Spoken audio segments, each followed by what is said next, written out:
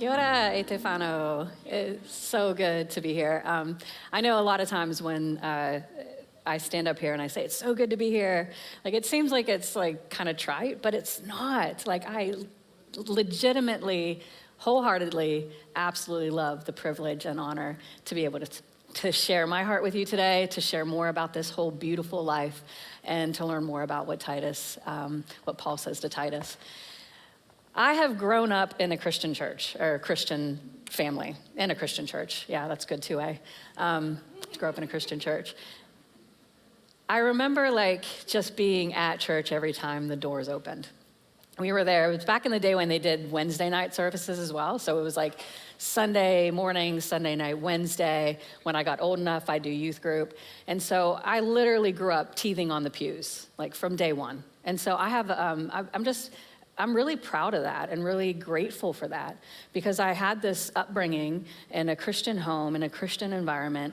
But I think for me, what changed was there was a pivotal time in my life when I really understood what it meant to be a Christian and what it meant to live my life loud, proud, and with gusto for Jesus Christ. And in that, like, I remember a couple years ago during COVID, my granddad passed away. And it was really hard, but it was also beautiful because his celebration of life service was off the hook. I mean, there was like 4 salvation messages given. There was people coming out of the woodwork because my granddad was somebody who lived his life. He had a beautiful life, lived it for Jesus. The day he got saved until the day he died, he was always talking about Jesus. And I remember bringing my friends over to the house, and my granddad he was legend for this, right? And I would have to prep my friends, and I'd be like, look, my grandpa really loves Jesus, and he's gonna make sure you do too. So he's gonna ask you about it. I'd prep him because I knew it. And I'd be like just hanging out, and I'd see out of the corner of my eye, my granddad would like grab my friend, and he'd pull him over into the room, and he'd just look at them and go, how's your relationship with God? Do you know who Jesus is? Do you know how much he loves you? And, time after time. And he would do that with my family as well. How's your relationship with God? And he'd have this like heart-to-heart moment with them. He just loved God so much, and he loved people so much, and he knew the value of living his life for Jesus Christ and making sure that everybody was a part of that. And so that inspired me. I remember learning to drive. I would take him to work, and he would pray over himself every day because he went into a non-Christian work environment. And he would constantly pray the prayer of the whole armor of God. And he would put the armor of God on. And every day when I'd take him to work, because I wanted the car for the day, he would pray the armor of God over himself. What a beautiful life that he had. And it showed me that my life, there's a difference between really just growing up in church and understanding and knowing who God is and how much he loves us. And that's where the rubber hits the road. This was in my face when I was growing up, because I love life. Like, I love living life. If there's something adventurous to do, I'm all for it. I used to tease my grandma because, when people would say to you, if your friends jump off a bridge, would you do it? And I'd be like, I'm the one jumping off the bridge. That's me, I'm doing it, And so I love life. But with that love, there was just this kind of recklessness that I lived in my teenage years. And I remember my friends and I got kicked out of youth group. I know, shock and awe, right? Because I'm such the epitome of holiness right now. But we got kicked out of youth group, but here's the thing, it wasn't anything scandalous, not in my opinion anyway. It was because we watched this show, Beavis and Butthead. Which, yeah, come on, I heard somebody, yeah, It's kind of like it'd be like the South Park of today, pretty crude, pretty, just controversial in some ways. And so we were standing in the gym area. There was like, where we had youth group was kind of in a loft area. And the pastor, we had gotten kicked out, and they had this new youth pastor come, and he was like, hey guys, come up to youth group. And we're like, nah, we're not allowed, we got kicked out. And he's like, doesn't matter, just come up. And a few weeks later, like, he asked us to become leaders in the youth group. And I was like, well, this is a change. We went from like being kicked out to now being leaders in the youth group. And I was like, okay, cool, because I loved it. I loved church, I loved a youth group, and it was really awesome to have somebody who believed in me so much that they actually like put me into a leadership role, mentoring younger kids. Like, do you know we watch Beavis and Butthead? And he's like, I don't care. And so I was in the car one day with this young girl, and she was telling me her life story. I mean, just spilling her guts, all the trauma that she had, and she had some trauma. And I was sitting there listening to her story, and at that moment, it just struck my heart. And I remember thinking, God, I have nothing of value to offer her.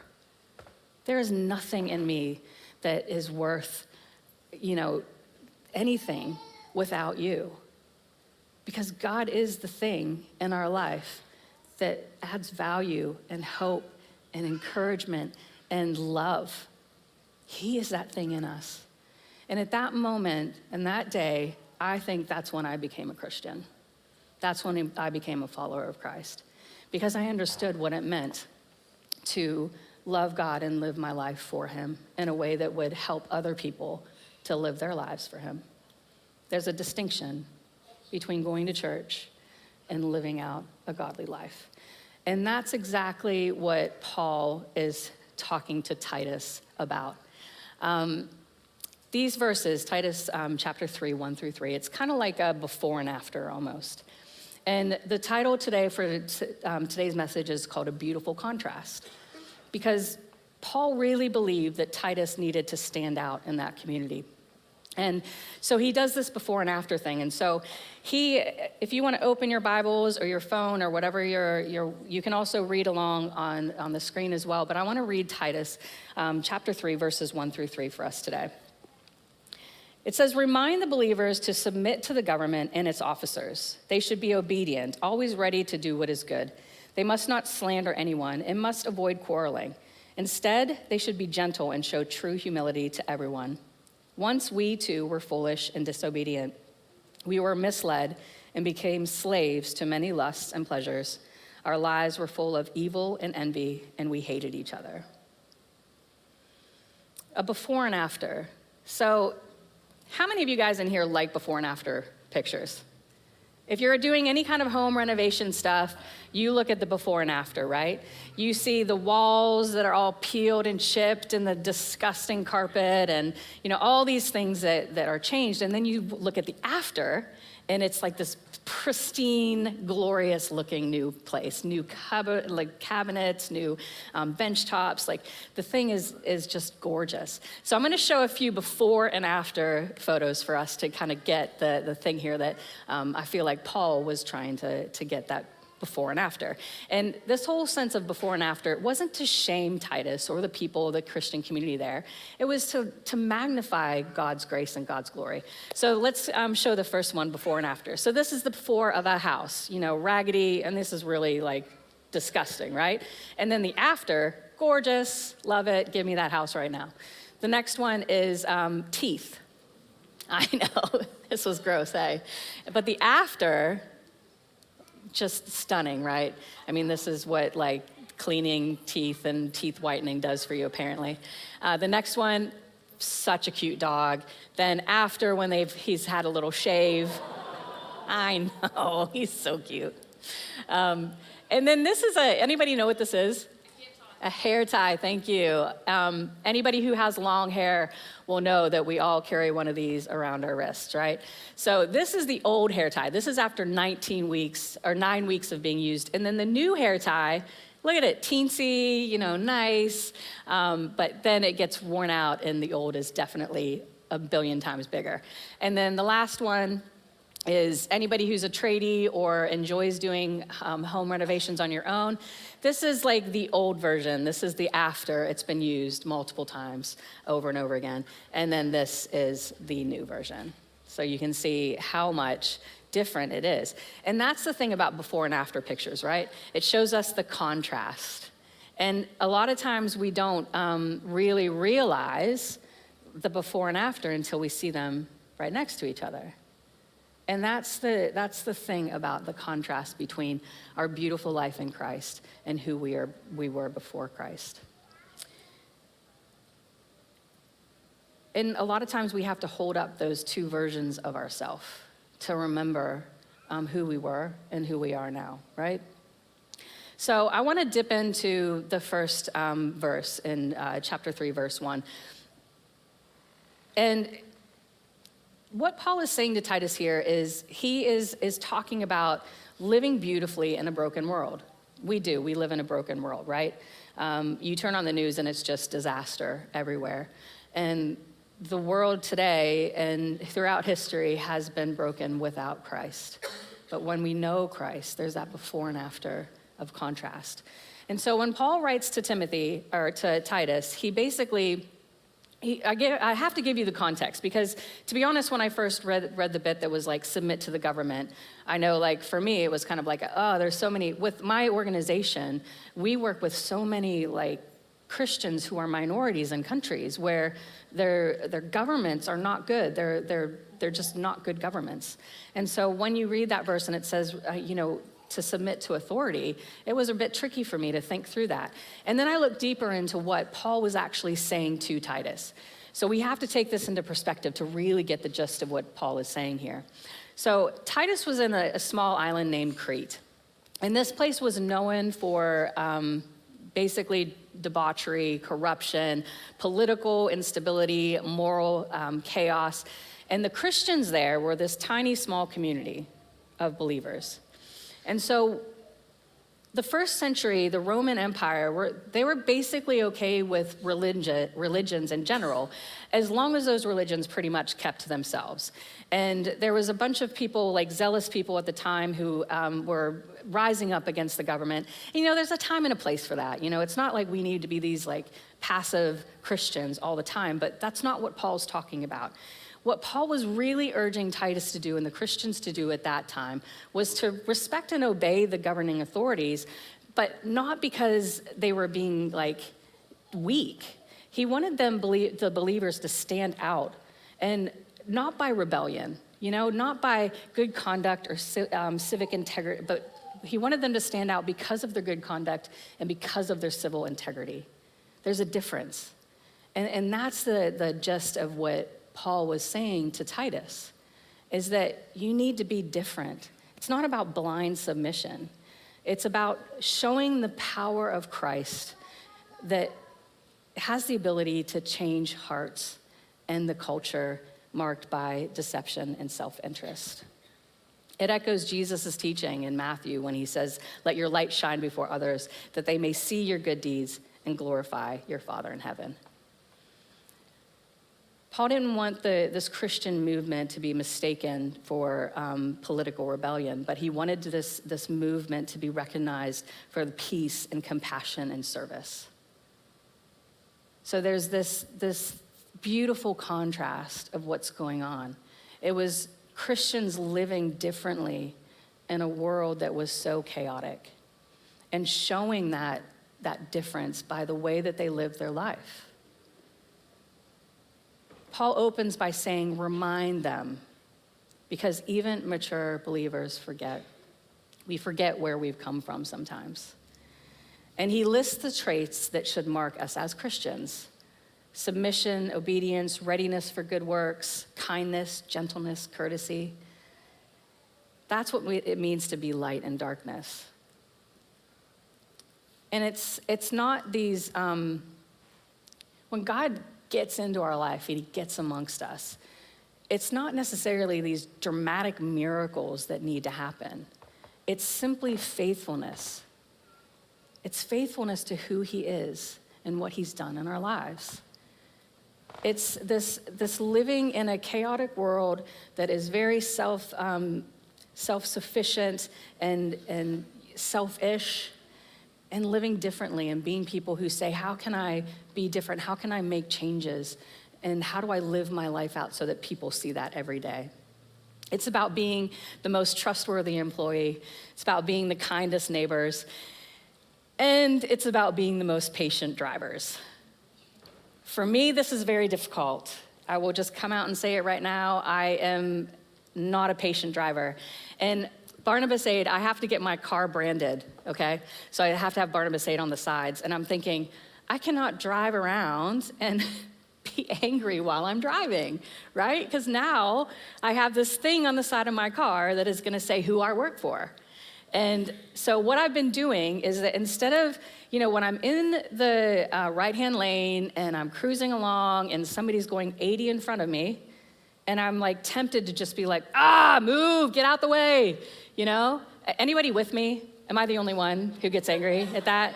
Because I feel like I'm the only one right now, but it is difficult, hey. And I'm just like, oh my goodness, why are you driving so slow? You're in the passing lane. You pass and then you get over. You get over, right, to the left lane. And so knowing that my car is getting branded soon, the inevitable has to happen, I've started just taking a breath and moving into the left lane behind the person going 70, right? And it has been amazing. It has been a transformation of my life because it's great not being so angry when I drive, because we're supposed to be different. We're supposed to be light even when we're driving our cars, and that's sometimes the hardest thing to do is be light when you're driving your car or be different when you're driving your car. And so getting into that left-hand lane has forced me to go, okay, I remember who I was and have a tendency to be quite angry when I drive, or now I'm in this left-hand lane and I understand what patience is. And it also just is a release because it's like, this feels good not to be so angry when I drive, And it's been really cool, actually. It's a cool experience. So if you struggle with road rage like me, which I know none of you do, I can see the halos on your heads right now, I get it. If you do struggle, try doing these different things to just take yourself out of that. And that's what Paul is saying to Titus. He's like, bro, you live in a world that is just, it's dark. There's messy stuff going on, but how are you being different? What does the beautiful contrast in your life look like? It's about us being humbly submissive, not blind conformity, but willing to respect authority and eagerness to do good. A young missionary once said this: the hardest place to be a servant isn't in the slums, it's in the suburbs. Ouch. The hardest place to be a servant isn't in the slums, it's in the suburbs. Why? Because comfort dulls our compassion. Our wealth, our freedom, our opinions, they often make us less ready to do good. But Paul says to Titus, be ready for every good work. Be ready. Be ready. Be ready. There's something about that. Christian maturity isn't measured by what we know. It's measured by what we do. It's measured by what we do. And I'm not talking about good works like that get you to heaven. That's not what I'm talking about. I'm talking about being different. And people will see that difference in their life because of the way that you act, because of the things that define you. When you live as a Christian and you follow what the Bible says, you just do those things automatically. You just do good automatically when you let the scriptures really just saturate your heart and your life. I've been reading through the Bible in a year, and I can tell you that it has changed my life. I read my Bible pretty regularly, but this whole thing of reading the Bible through the year has been just transformative for me because it really does change. And I'm reading it with a friend of mine, and we're talking all the time about, man, I just love this. It's like this, we're surprised by the fact that the Bible actually changes us. It's living and active, right? And that's what this whole beautiful contrast is when we start to really let this thing get into our hearts and we read it and we start to listen to it and we start to understand it and we start to just to let it guide our lives, then we start to live a beautiful life that is different from the world around us. And they will see that and they will question that and they will ask you why you're different. When was the last time somebody asked you why you were different? And I think that for me is a challenge. I'm not preaching to you guys, I'm preaching to myself. Doing this message was for me as well. And it's gotten into my soul and into my heart.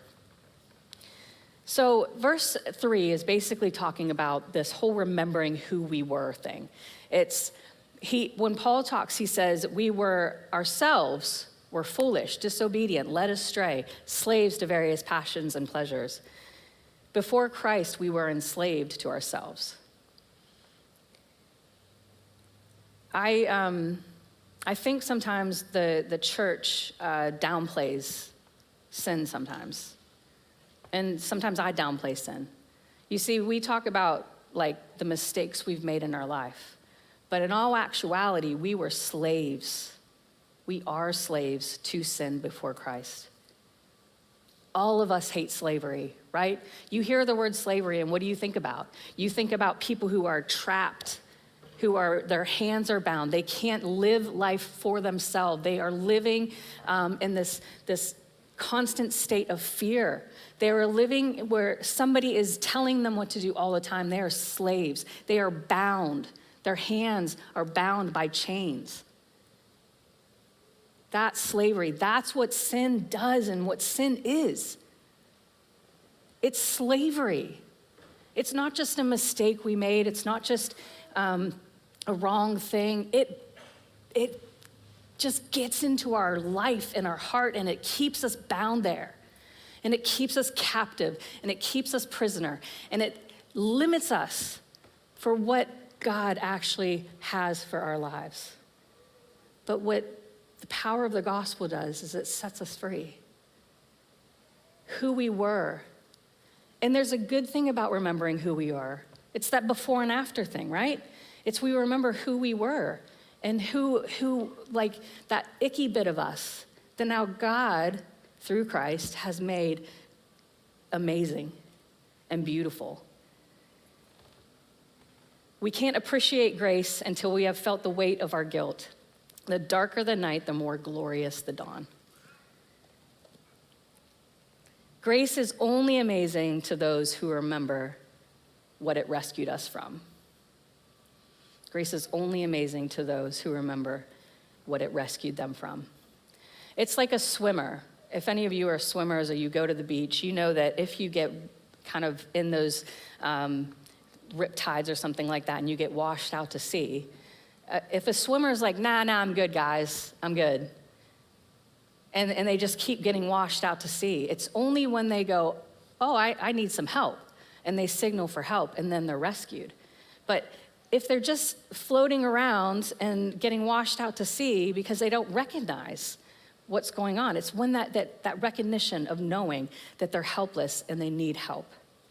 And that's where grace begins. It begins with honest desperation of us going, yeah, I need to live as a grace-made person. I need to start living that way.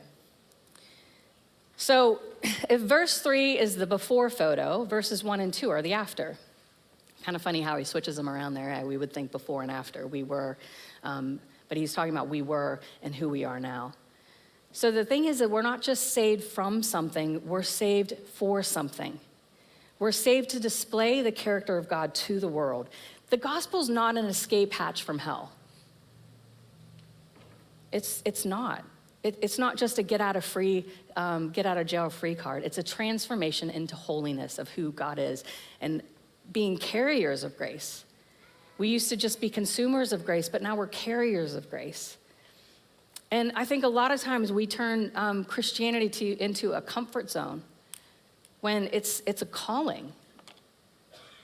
And that's where Titus was. He was in this place where there was a very small amount of Christians, and he needed to show them and guide them in how it was to live and be gentle in a harsh world. Corrie ten Boom said this: when Jesus takes your hand, he keeps you from sinking.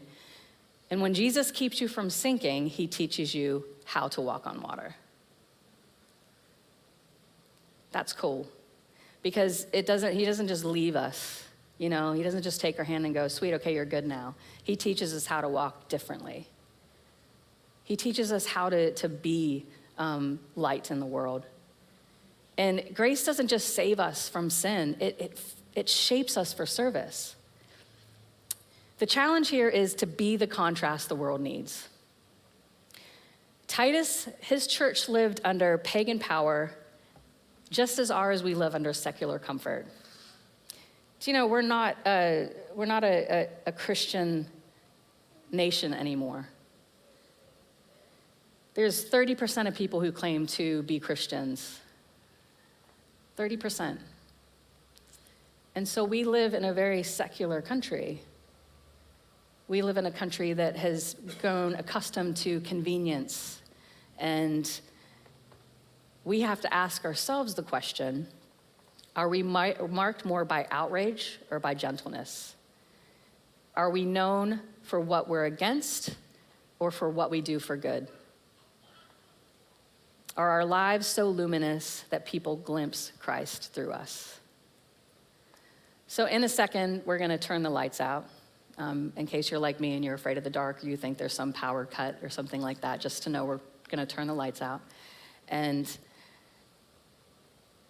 I think for us, we need to remember that like a candle doesn't fight darkness, it just shines.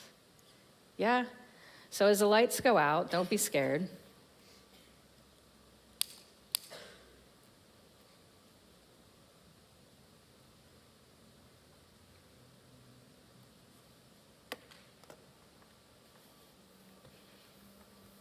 A small candle doesn't fight the darkness, it simply shines. The world doesn't need louder Christians. It doesn't need us to be loud. It needs us to be bright. You see, when the lights go out in here, your eyes are focused on this candle and the light that shines. And that's how the world is with us. When we are Christ to the world around us, they see that light in the darkness, and our world is dark, and it's getting darker. There's just, come Lord Jesus. But right now, we need to be the beautiful contrast. This world needs to see us in our schools. It needs to see us in our workplaces. It needs to see us over the fence with our neighbors. It needs to see us on the road being this light that goes, come and find hope. Come and find peace. Come and find what God truly intended your life to be. Paul's logic was simple. Remember who you were. Without grace, there's no hope. That's where, 70% of our nation lives without hope. They might think they have hope. They might be good people, but they don't know true peace, and they don't know true hope. It's only through God's light. It's only through God that we are different, Remember who you were. Without grace, there's no hope. Reflect on who Christ is through humility, obedience, and goodness, and then radiate grace. Pass the light to the next generation.